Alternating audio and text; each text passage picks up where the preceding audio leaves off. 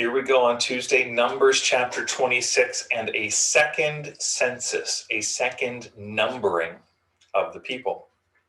As I've been kind of keeping track, this is also number 175, the 175th devotional on this journey of biblical proportions. And so, yeah, if you've been hanging in through day one, again, love the feedback we've been getting from some, just how it's been helping to understand the Bible in a big picture standpoint. So anything we can do to help with that, let me know.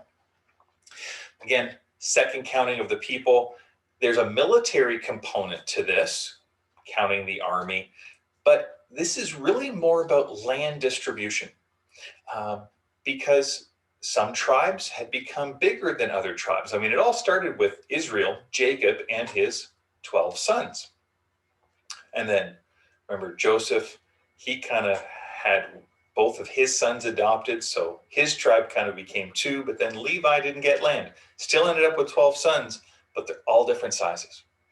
And so this census is about when they enter the land, which tribe should get how much land, so that there's equality even amidst the diversity, in this case, of the size of the tribes. This is a completely new generation. I mean, in essence, Israel as a nation had lost 40 years. 40 years ago, the nation was at this very same place. And they had sent the spies in.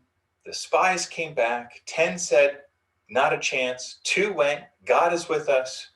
And the people went with the not a chance. And now it's their kids, their children, who are at the same place as the generation before, and they are ready to go in.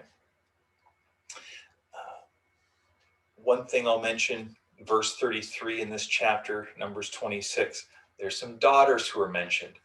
They're going to come back a couple more times in this book of Numbers. So if you were reading it and wondering, oh, some girls got mentioned, this is great, there's a reason, and keep paying attention. Here's what I want to draw our attention to in particular for today: the faithfulness of God. What the parents didn't do, enter the promised land, trust God.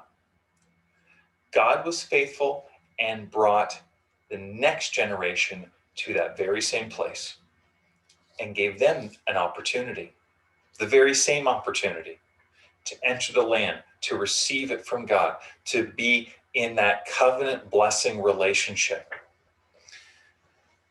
And so there's a part where I think we need to recognize that Israel wasted 40 years. Those kids could have experienced 40 some years, or a time in the land, in that place of blessing, in that place of promise from God. But their parents hadn't followed through on what God had commissioned them to do. I'm a parent, 45 years old, and this passage just is reminding me to take hold of the opportunities God gives me to be faithful to Him, so that my kids can reap that blessing, kind of that trickle down effect, so to speak, so that they don't find themselves in the exact same place I might have been, but I didn't follow through. It's not going to look exactly the same like Israel here in the 12 tribes, but our disobedience has an impact on the generations that follow. We leave a legacy. And so whether you're listening to this and you may be a grandparent, you may be a great grandparent, kids for you maybe, I'm not even close to thinking about even having kids yet. The principle's the same for us. Our obedience to God today has an impact on those who will follow us today, tomorrow, and even, yes, the years ahead. As you contemplate that, may the Lord bless you and keep you. May the Lord make His face to shine upon you. May the Lord be gracious to you. And today, would you know his peace? God bless.